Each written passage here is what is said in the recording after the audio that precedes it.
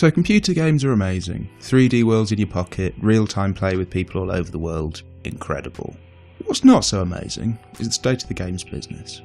An industry that pushes developers to release a game before it's ready, who ask us to buy it, pre-order for bonus content before it's finished, charge us extra for access to stuff already on the disc with the wonderful, wonderful season pass, and then stack the game in favour of whoever spends more money on microtransactions.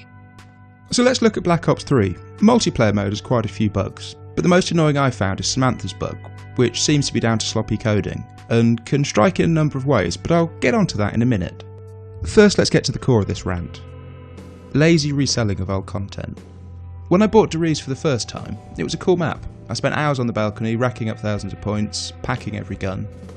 The second time I bought it, via a season pass, I thought, oh well, at least I know how it works. But the third time, I'm really not impressed. Particularly as they seem to have left in a bit of code from the original map, which has a tantrum and takes all of your guns and money away if it thinks you're trying to cheat. So, back to the lovely Samantha and her bug. I've had this happen a couple of times, after going down in later rounds and assumed it was a random and shitty part of the game. But it seems not, as you'll see in a minute. Playing a multiplayer game on the Giant, my mate went down and I ran out of ammo. As I started to heal him, he died. That left me in the healing mode, and any button I tried to press made me heal. So I'll just go buy a new gun, that should sort it. Nope. All I get is Samantha laughing as she strips me my money and my guns. My mate went down laughing, and I got screwed in a corner. Now I know this was only level 7, but the last time it happened was on level 28. Well done, Treyarch. It's good to see you spent the time and tested your game thoroughly.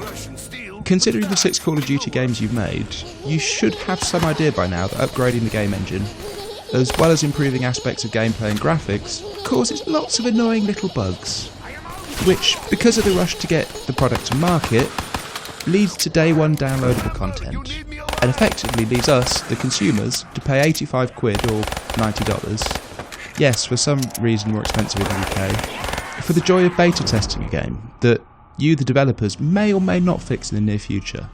I don't think any other industry would get away with providing a product that consistently doesn't work, and saying, it's okay, we'll fix it soon. Imagine buying a car with a radio fitted that, unless you pay £50, $75 a year, you can't use it. What about if they charge you £20, $30 to be able to use the windows? Nobody would buy that car. Oh yes, it only turns left, but they'll fix that in a future update. What about a TV manufacturer that sold you a 1080p television, but on getting it home you find it locked to black and white at 720p? Unless of course you pay for the 1080 season pass and the all the colours downloadable content pack. It also crashes at random times in the middle of films, but the company failed to even acknowledge the problem because they're too busy developing the next range of TVs that have no sound unless you pay per minute. How long would either company last in the modern world? Don't get me wrong, I understand how much time and money goes into developing AAA games.